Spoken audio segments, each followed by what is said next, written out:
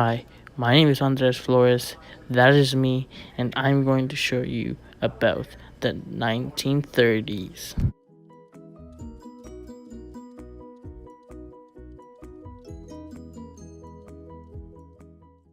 Throughout the 1930s, there were many iconic films, such as Frankenstein, such as this movie called Dracula, and also our all-time favorite and Peter Jackson's favorite, King Kong.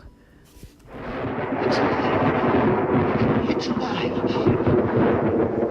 It's alive. It's moving. It's alive. Oh, it's alive. It's alive. It's alive. It's alive.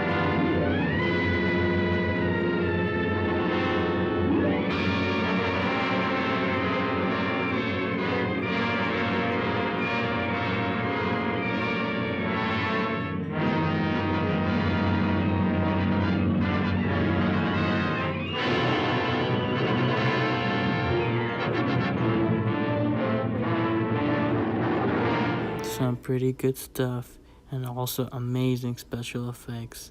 Now let's move on to the next section. We are now at the 1930s music, where we have good old Hank Williams and good old Duke Ellington. April 29th, 1899, Edward Kennedy Duke Ellington was born. He is an American composer, pianist, and bandleader of a jazz orchestra. He made famous songs in the 1930s, such as Rockin' in the Rhythm.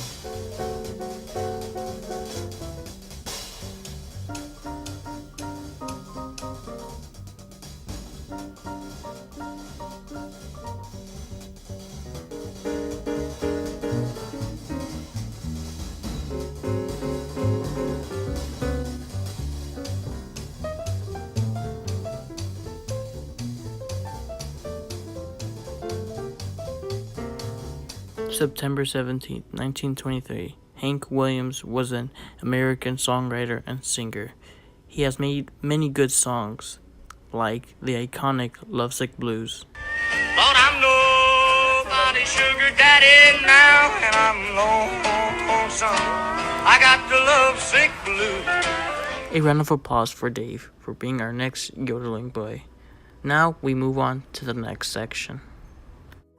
Now we are at the 1930 fashion. Women usually wore dresses and wore weird-looking hats or sun hats.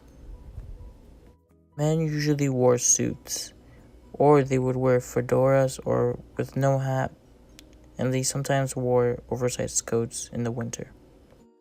The boys usually wore shorts, a collared shirt, and used suspenders, knee-length socks, and dressing shoes. Lastly, usually the girls wore a striped dress, ankle-length socks, dressing shoes, and a bow tie on her head. We now move on to comic books from the 1930s. In June of 1938, Action Comics 1 came out and was released to the public. Superman made his first appearance there.